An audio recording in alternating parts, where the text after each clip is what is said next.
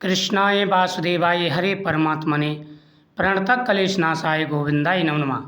वास्तु ज्ञान गंगा चैनल पर आप सभी का स्वागत है। योगिनी एकादशी के नियम, योगिनी एकादशी के उपाय और पूजा विधि। योगिनी एकादशी के दिन भगवान विष्णु की पूजा विशेष रूप से की जाती है। योगिनी एकादशी का दिन भगवान विष्णु और माता लक्ष्मी को समर्पित है। योगिनी एकादशी हिंदू पंचांग के अनुसार आषाढ़ मास के कृष्ण पक्ष की एकादशी तिथि को आती है। इस दिन व्रत एवं भगवान विष्णु की पूजा करने से पापों का नाश होता है और मोक्ष की प्राप्ति होती है। यह व्रत विशेष रूप से रोगों से मुक्ति, पापों के नाश और उत्तम स्वास्थ्य के लिए किया जाता है। सबसे पहले योगिनी एकादशी के नियम। नंबर 1 दिन पहले दशमी को सात्विक भोजन लें और एकादशी को व्रत का संकल्प लेकर व्रत करें। जब आप एकादशी का व्रत कर रहे हों तो उस समय आपको भगवान के सामने संकल्प करना है। नंबर 2 सुबह जल्दी उठकर स्नान करें और साफ वस्त्र पहनें। नंबर 3 श्री हरि को तुलसी, फल, पंचामृत, गंगाजल आदि अर्पित करें। उस समय भगवान के सामने संकल्प करें कि प्रभु, आज मैं अन्न नहीं खाऊंगा, व्रत रखूंगा। आप मेरे शरीर की रक्षा करें, मेरे व्रत को स्वीकार करें। व्रत के दौरान योगिनी एकादशी की कथा और विष्णु सहस्त्रनाम का पाठ करें। द्वादशी को व्रत का पारण करें। अगले दिन ब्राह्मणों को भोजन कराकर व्रत का समापन करें। इस दिन 4 काम भूल करके भी नहीं करने चाहिए, नहीं तो व्रत का पूर्ण फल प्राप्त नहीं होता।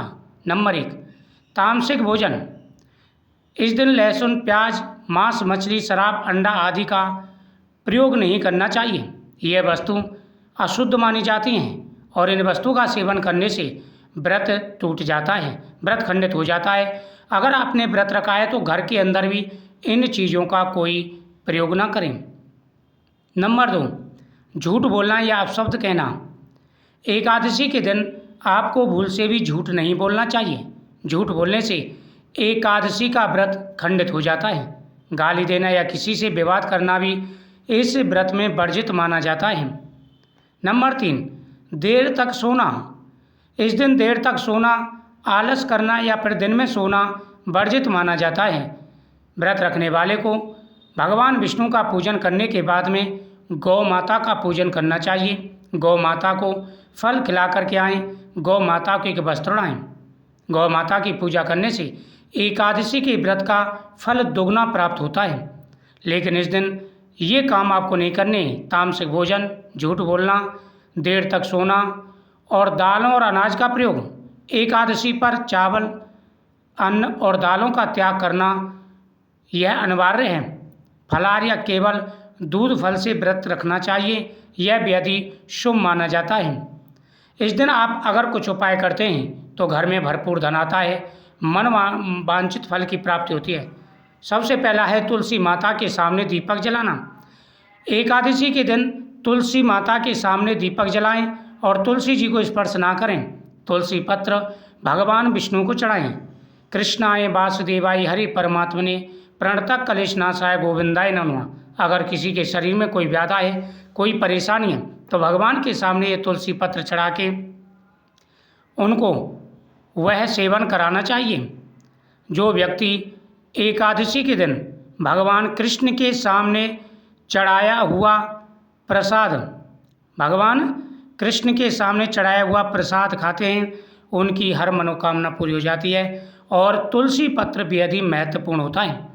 तुलसी पत्र रोगों को दूर करता है, शरीर में शक्ति बढ़ाता है, हर प्रकार की मनोकामना पूरी हो जाती है। माता लक्ष्मी जी के सामने पीली कौड़ी और कमलगट्टा चढ़ाना।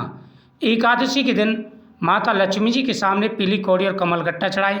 माता लक्ष्मी जी के सामने दीपक जलाएं और साथ ही हाथ जोड़ के प्रार्थना करें तो हर प्रकार की मनोकामना पूरी होती है, पैसा ही पैसा आता है। इस दिन भगवान शिव का पूजन करें तो भगवान शिव को भी बेलपत्र और कमलगट्टा चढ़ाएं। इस दिन श्री हरि विष्णु की पूजा, उपवास और भक्ति करने से सभी पाप कट जाते हैं। इस दिन पितरों के नाम से तर्पण करने से पितृदोष शांत होता है।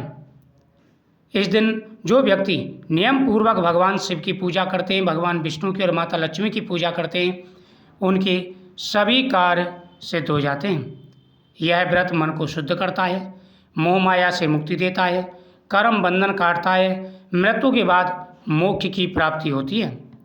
योगिनी एकादशी का व्रत 88,000 ब्राह्मणों को भोजन कराने के समान फल प्रदान करता है। इसकी एक एक घड़ी जो बीतती है वह अनेक प्रकार के पापों का नाश करने वाली और महान पुण्य को देने वाली है।